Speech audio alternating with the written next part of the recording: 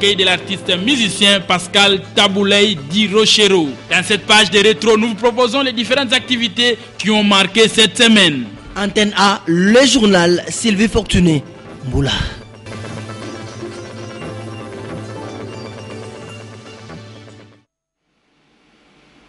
C'est un plaisir pour nous de vous retrouver encore ce soir pour vous informer. Bonsoir mesdames et messieurs, bienvenue à cette grande édition dominicale sur Antenne A. Nous ouvrons ce journal par cette précision. Ce lundi 9 décembre 2013 est décrété journée de deuil national par le gouvernement suite au décès de Nelson Mandela. Mais ce lundi n'est pas une journée fériée. Précision importante dans la mesure où il y a deuil national mais pas journée sans travail, indique le ministre de médias et de la communication par notre rédaction en fin d'après-midi. C'est dimanche. C'est même lundi par contre, Rochero Taboulay sera conduit en sa dernière demeure au cimetière des nécropoles de Kinshasa. C'est dimanche. Plusieurs officiels sont venus s'incliner devant l'illustre disparu et parmi ces personnalités, l'on compte Étienne Tshisekedi, le président national de l'UDPS. Nous y reviendrons au cours de ce journal. Nous attaquons notre page rétrospective pour vous dire que le président de la République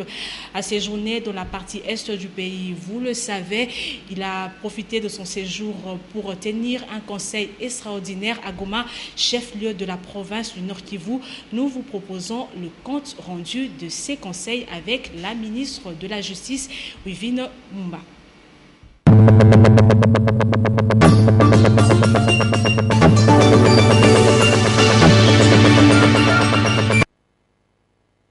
Une réunion extraordinaire du Conseil des ministres s'est tenue ce dimanche 1er décembre 2013 à Goma, province du Nord Kivu, sous la présidence du président de la République, chef de l'État, son Excellence M. Joseph Kabila Kabange.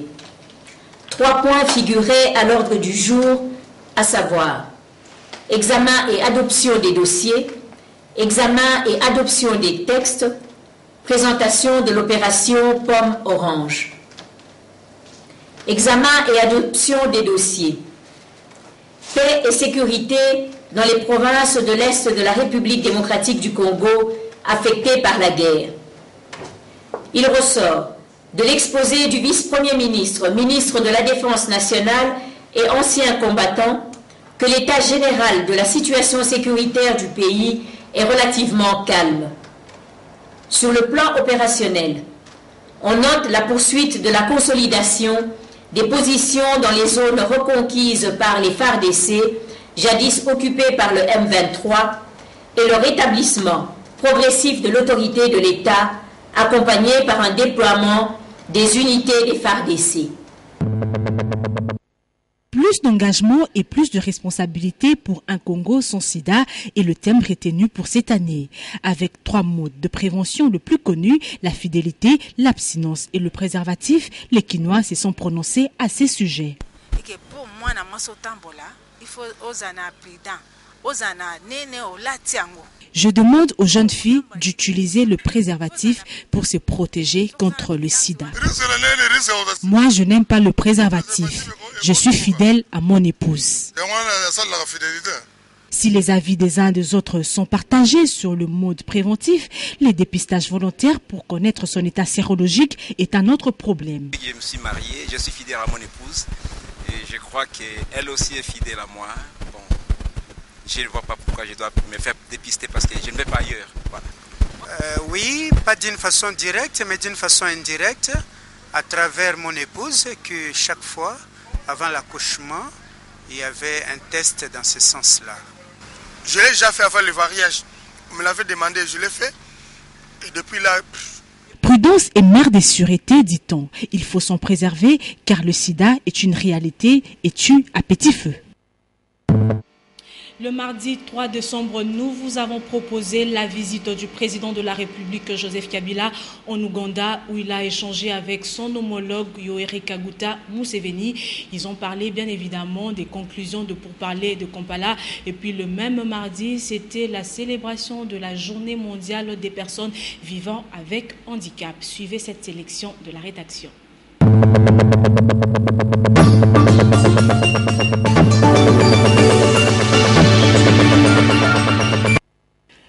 Depuis Goma, le président de la République a effectué un aller-retour en Ouganda. À sa descente d'avion, il a été accueilli par le ministre des Affaires étrangères ougandais Okello. Cette visite éclair du président Kabila en Ouganda a permis aux deux chefs d'État d'échanger en tête-à-tête. Un communiqué conjoint de ministres des Affaires étrangères des deux pays a sanctionné leur discussion. Selon ces communiqués, le pourparler entre le gouvernement congolais et le rebelle du M23 à Kampala doivent être conclus le plus tôt possible. Il faut créer des conditions appropriées pour le retour des réfugiés congolais vivant dans le pays étranger, renforcer la coopération entre les deux pays et se débarrasser des autres forces négatives dans la région telles que les FDLR et l'ADF NALU. Après cette brève visite, le chef de l'État a regagné Goma où il séjourne. Mboyo a connu un accident de circulation et est devenu de ce fait personne vivant avec handicap. Il tient avec ses pairs depuis 5 ans un atelier de réparation et de montage des béquilles, chaises roulantes, prothèses et civières. En ce jour où le monde célèbre la Journée internationale des personnes vivant avec handicap, Mboyo espère que les recommandations issues des concertations nationales seront appliquées à la lettre afin que les personnes vivant avec handicap puissent aussi retrouver leurs droits les plus élémentaires. Le 3 décembre, c'est aujourd'hui que nous célébrons la journée consacrée aux personnes vivant avec handicap. Nous sommes dans la joie. À la Fondation Mboyo, nous travaillons avec plusieurs personnes. Cette journée est considérée par nous comme un jour d'indépendance.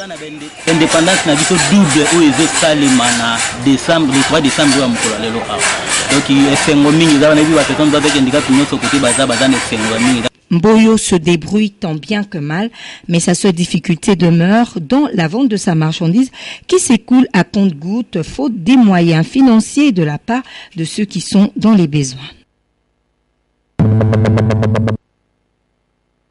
Les quartiers Rigini dans la commune de Lemba connaissent un problème d'eau depuis maintenant un bon nombre d'années.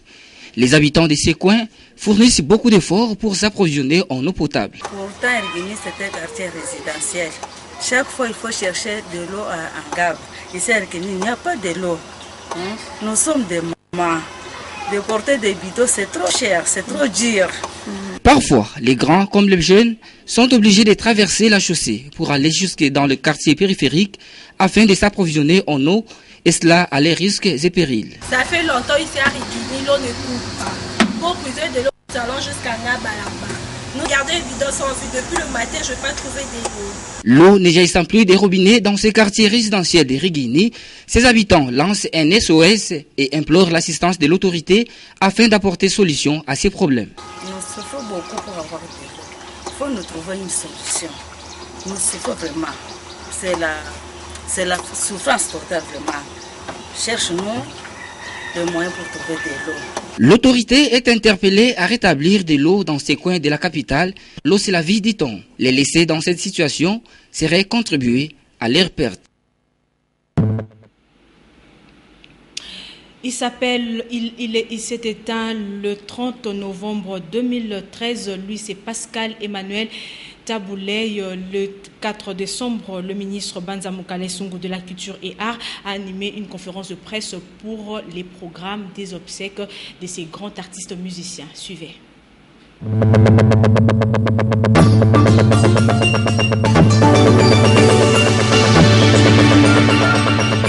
3 décembre 1992, 3 décembre 2013, cela fait exactement 21 ans, jour pour jour, que les personnes vivant avec handicap célèbrent la journée leur dédiée.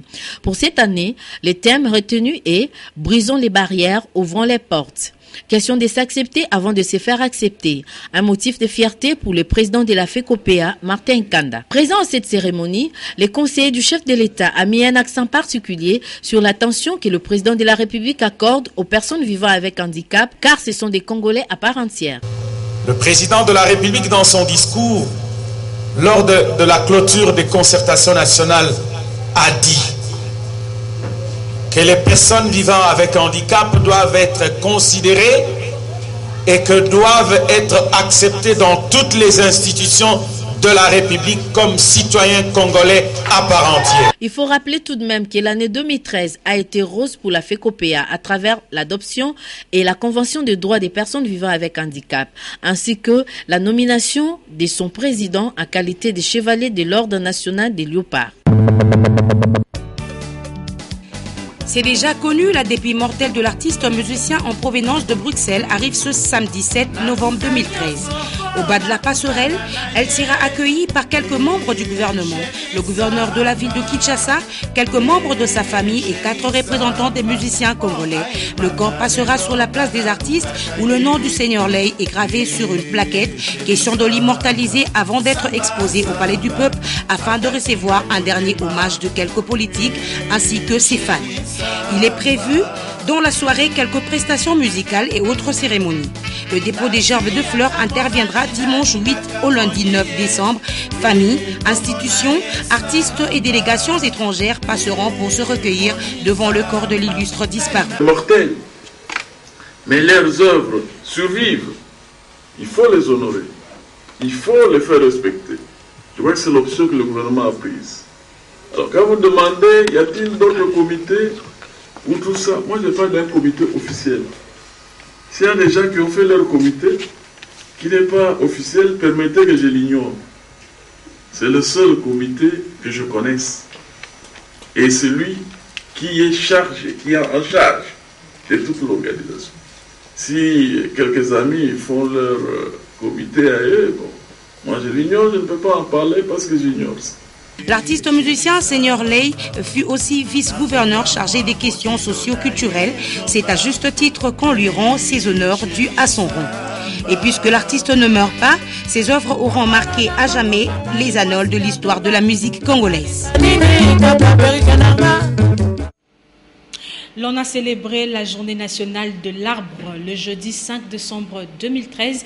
La rédaction d'Antena s'est penchée sur les vertus d'un arbre pharmaceutique, les papayers. Patricia Bassois.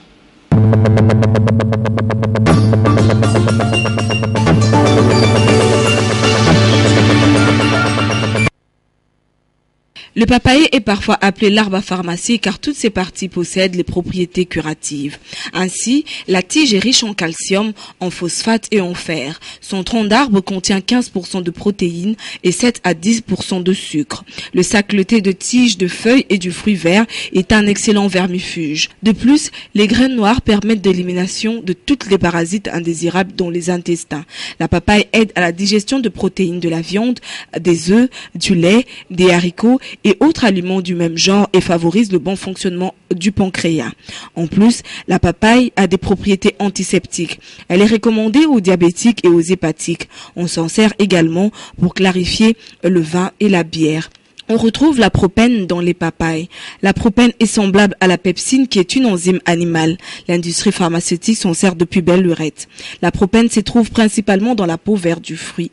Les feuilles de papayer, par contre, attendrissent la viande quand celle-ci y est laissée toute la nuit. Et si on se permettait de donner quelques indications thérapeutiques, pour un abcès, enlever les grains d'un papayer non mûr, racler la chair de la papaye par l'intérieur et encrasser avec de la potasse, appliquer sur l'abcès. Pour un accouchement difficile, il suffit de manger un morceau de racines de papayer, mal bien lavé, plus du sel. Voilà, nous venons donc de vous présenter le vertu du papayer. Cet arbre essentiel qui nous accompagne tout le long de notre vie. Alors, il est essentiel d'en prendre soin lorsqu'il est dans votre potager. Dans les ententes urbaines de football de Kinshasa, les championnats se poursuivent normalement. Les équipes se battent bec et ongles pour se positionner à la mi-saison.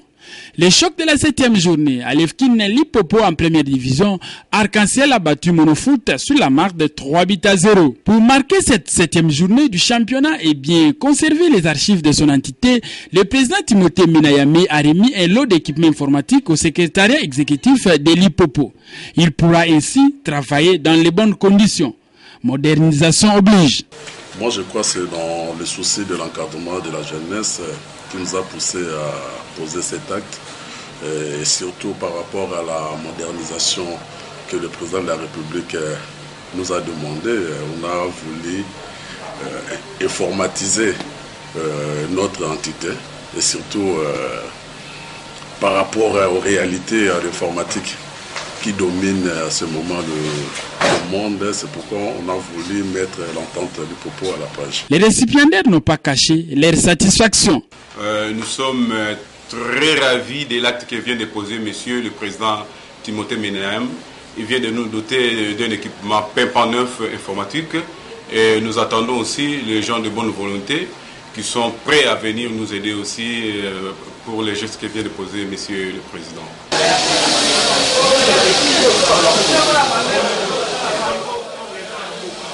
Nelson Mandela n'est plus. Madiba est décédé le 5 décembre 2013 à Johannesburg, en Afrique du Sud.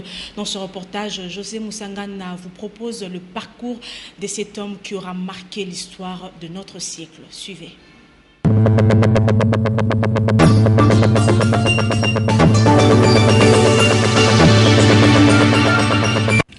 Alors que toute la République démocratique du Congo pleure Tabouley, décédé le 30 novembre dernier, l'Afrique du Sud, elle, vient de perdre Nelson Mandela, qui du reste est immortalisé par le Seigneur Lay. Nelson Mandela, Nelson Mandela, Nelson Mandela, Nelson Mandela. Né le 18 juillet 1918 et mort le 5 décembre 2013 à Johannesburg, Nelson Mandela entre au Congrès national africain ANC en 1944 afin de lutter contre la domination politique de la minorité blanche et la ségrégation raciale menée par celle-ci. Devenu avocat, il participe à la lutte non violente contre les lois de l'apartheid mises en place par le gouvernement du Parti national à partir de 1948. L'ANC est interdit en 1960 et la lutte pacifique ne donnant pas de résultats tangibles, Mandela fonde et dirige la branche militaire de l'ANC qui, en 1961, mène une campagne de sabotage contre des installations politiques et militaires. Le 12 juillet 1963, il est arrêté par la police sud-africaine sur indication de la CIA. Oui, est condamné à la prison et aux travaux forcés à perpétuité lors du procès de Rivonia. Dès lors, il devient un symbole de la lutte pour l'égalité raciale et bénéficie d'un soutien international croissant. Après 27 années d'emprisonnement dans des conditions souvent très dures, Mandela est relâché le 11 février 1990 et soutient la réconciliation et la négociation avec le gouvernement du président Frédéric de Klerk. En 1993, il reçoit avec ces derniers le prix Nobel de la paix pour avoir conjointement et pacifiquement mis fin au régime de l'apartheid et jeté ainsi des bases d'une nouvelle Afrique du Sud démocratique. Après une transition difficile où de Klerk et lui évite une guerre civile entre les partisans de l'apartheid, ceux de l'ANC et ceux de l'Inkatha à dominance zoulou, Nelson Mandela devient le premier président noir d'Afrique du Sud en 1994.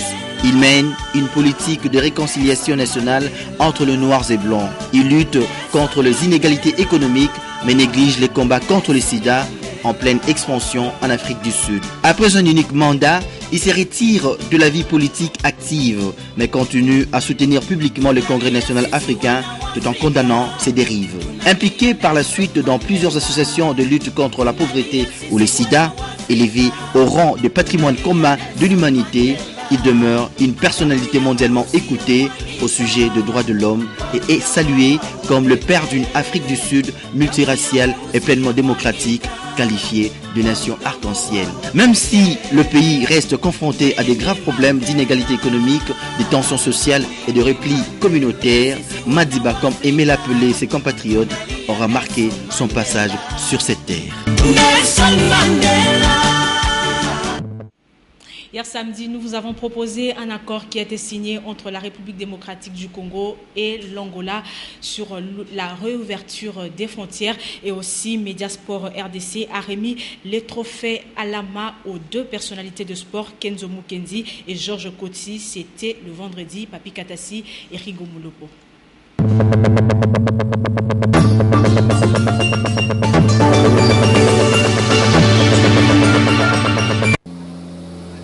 Très plongé dans la lecture, Jean Kamisendou Kutuka, gouverneur de province du Bandundu, et toute sa délégation traversent l'espace angolais.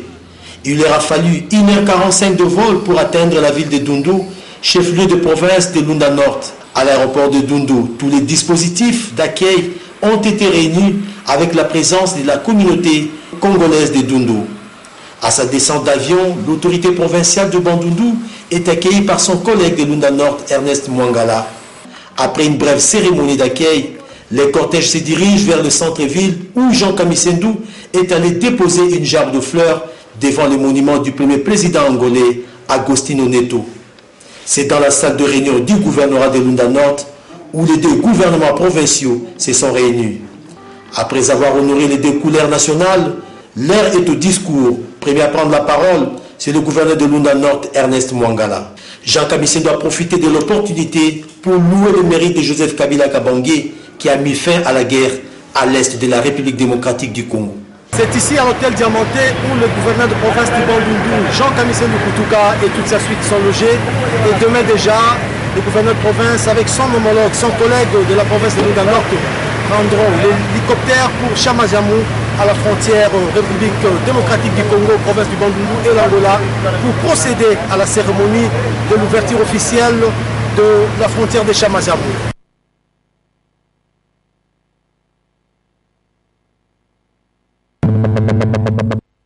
Avant la grande soirée des remises des trophées Alama fin décembre de cette année, au mécène choisi multiculésement par le jury des Mediasport RDC, deux lauréats se sont vus remettre les trophées Alama dans leur cadre naturel et conformément aux principes édictés par cette structure. Au cercle de Kinshasa, le vendredi 6 décembre, le secrétaire général de la FECODELAT, la Fédération congolaise de la tennis, l'homme à tout faire de cette fédération, Georges Kochi, a reçu de la main du coordonnateur des médias sport RDC, James Katambouachouka, son trophée à la main, en récompense de tous les efforts consentis dans l'encadrement de jeunes et la promotion du tennis congolais. Très ému et au bord de l'émotion, Georges Kochi a tenu à remercier Mediasport RDC, tout en ayant une pensée pieuse à l'endroit du feu Jacob Ndombe, ancien président de la FECODELAT. Je suis 15 ans aujourd'hui comme secrétaire général. J'ai vu venir Aboma tout petit. Moi, je me disais, est-ce qu'Aboma va grandir ou ne va pas grandir? Aujourd'hui, plus grand que moi, un peu en taille. Et je ne fais que vous remercier. Mais je ne m'arrêterai pas là parce que j'ai les larmes aux yeux, vous avez vu. Sans que je ne puisse parler de Ndombe. Donc,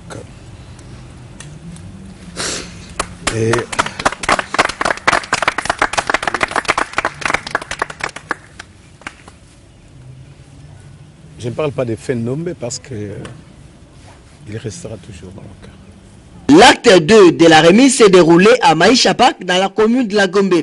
Cette fois-ci, c'est maître Frankenzo Mukendi, secrétaire général de la Fédération congolaise de taekwondo et trésorier général adjoint du comité olympique congolais.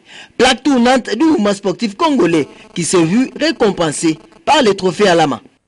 Nous avons voulu communier en intimité avec nos lauréats.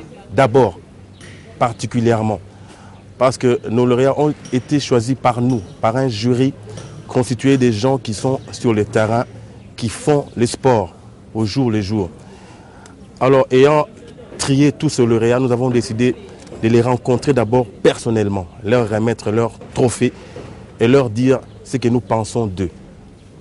Pourquoi nous leur avons donné ces trophées. C'est ça la touche particulière des médias sport RDC que nous tenons à souligner à chacune de nos remises. Le lauréat s'est dit fier d'être reconnu par la corporation des journalistes.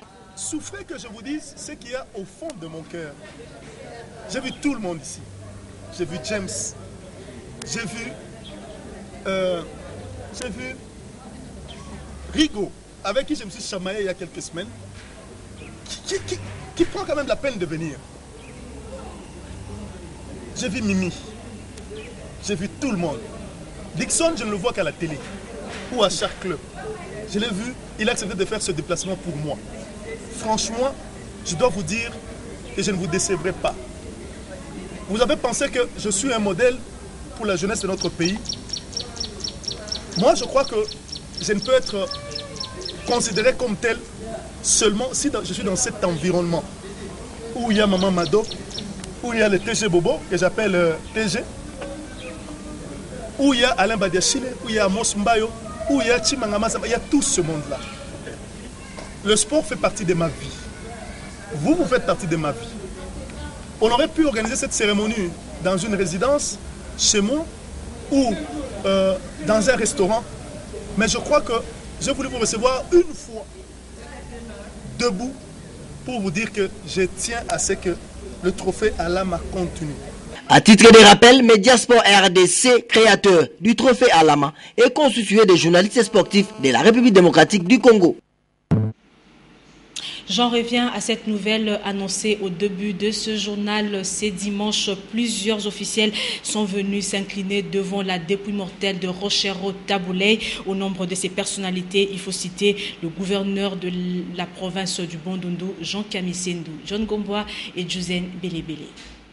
Dimanche 8 décembre, le hall du Palais du Peuple est noir de monde. Le protocole a prévu une longue liste des officiels qui vont présenter leurs derniers hommages à Rochero Tabouley. Gouverneur du Bandundu, Jean Kamisendou, est arrivé en début d'après-midi accompagné des membres de son cabinet. Dépôt de la gerbe des fleurs et recueillement, le gouverneur Kamisendou, comme il va l'écrire d'ailleurs un peu après dans le registre des condoléances, a tenu à s'incliner devant la mémoire d'un homme devenu un patrimoine universel. Nous l'avons dit, Tabouley est un artiste congolais. Nous en avons beaucoup des artistes dans notre pays, quelques milliers. Mais Tabouley est un artiste d'exception. Il suffit de voir l'engouement qui entoure les funérailles de Tabouley. Il a beau être un patrimoine national, international, mais Tabouley a ses origines. C'est un fils de Bakata dans les Bandundu. Et donc c'est à double titre que le gouverneur de la province de Bandundu est venu s'incliner devant la dépouille de Tabouley pour lui rendre les derniers hommages au nom de 11 millions de fils et filles de la province de Bandundu. Homme du monde et du Congo, Tabouley est aussi un natif du Bandundu. Voilà pourquoi, de manière particulière, le Bandundu va organiser une commémoration en l'honneur de l'illustre disparu à Bandunduville. Leader de l'UDPS, Etienne Tshisekedi Mulumba, est aussi venu rendre ses hommages à Tabouley, une présence qui n'est pas passée inaperçue dans les halls du Palais du Peuple. Encore une fois, John Gomboa et Juzen Belebele. La nouvelle avait déjà circulé dans le milieu de la presse avisée. Tshisekedi viendra s'incliner devant la dépouille mortelle de Tabouley. N'empêche, l'arrivée du leader de l'UDPS au Palais du Peuple a sémé un certain émoi, à commencer par les services de sécurité qui ont eu du mal à contenir la foule des gens et des caméras qui ont suivi le leader de l'UDPS. Le temps de s'incliner devant le cercueil, Tshisekedi, accompagné de son précaré, est allé s'asseoir dans l'assistance pendant une dizaine de minutes. Ensuite, il s'est levé pour regagner le perron du Palais du Peuple où les journalistes attendaient avidement une quelconque déclaration de l'opposant. Sans mot pipé, il est remonté dans son véhicule et est reparti comme il était venu, sans dire aucun mot, en faisant les signes de la victoire.